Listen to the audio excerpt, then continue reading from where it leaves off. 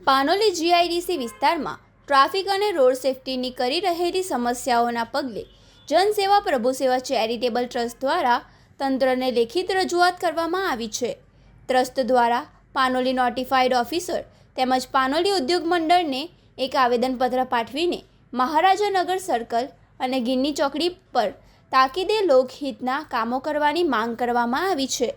આવેદનપત્રમાં જણાવ્યા અનુસાર પાનોલી જીઆઈડીસીના મહારાજા સર્કલ પર પ્રોપર સ્ટ્રીટ લાઇટ ન હોવાના કારણે રાત્રિના સમયે વાહન ચાલકોને ભારે મુશ્કેલીનો સામનો કરવો પડે છે। આ ઉપરાંત આ સર્કલના યોગ્ય નિર્માણની પણ જરૂર છે। બીજી તરફ ગિન્ની ચોકડી પરથી રોજના હજારો વાહનો પસાર થાય છે, જ્યાં વાહનો પૂર ઝડપે દોડતા હોવાની અવારનવાર નાના મોટા અકસ્માતો સર્જાઈ રહ્યા છે। તેથી ત્યાં તાત્કાલિક સ્પીડ બ્રેકર બનાવવાની માંગ ઉઠી છે। આ માર્ગો પર રોજબરોજ હજારો કંપનીના કામદારો અને સ્થાનિક લોકો પસાર થાય છે।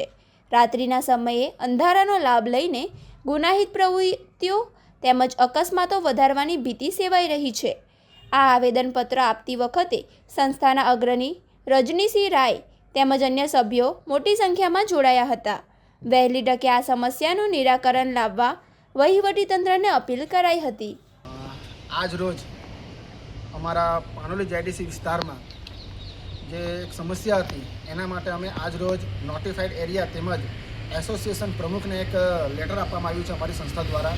અને લેટરમાં ઉલ્લેખ કરવામાં આવ્યું છે કે જે અમારી પાનોલી જીઆઈડીસીમાં જે અમારું મહારાજાનગર છે, જે અમારા સંજાલી ગામની વચ્ચે આવેલું છે, અને મહારાજાનગર સર્કલ પાસે એક સર્કલનું નિર્માણ કરવામાં આવે તેમજ એક સ્ટ્રીટ લાઇટનું નિર્માણ કરવામાં આવે, તાકી જે અંધારું પણ થઈ રહ્યું છે ન થાય અને એક વ્યવસ્થિત જગ્યામાં લોકોને આવવા જવા ટ્રાફિક સમસ્યા થઈ રહી છે તે ન થાય। ત્યારબાદ અમારી ગિન્ની ચોકડી પર જે ગેટ નંબર 1 પર જે ચોકડી છે, ફર્સ્ટ ચોકડી છે ગિન્ની ચોકડી, ત્યાં એક જ અઠવાડિયામાં 2 એક્સિડન્ટ થયા છે અને ત્યાં સ્પીડ બ્રેકર નથી। તેના માટે પણ અમે રજૂઆત કરી છે નોટિફાઈડને અને એસોસિએશન પ્રમુખ સાહેબને।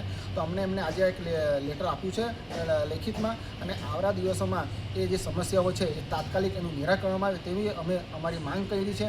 અને અમને વિશ્વાસ છે કે આ જે પણ સમસ્યા છે એ તાત્કાલિક એસોસિએશન અને નોટિફાઈડ દ્વારા દૂર કરવામાં આવશે। ધન્યવાદ।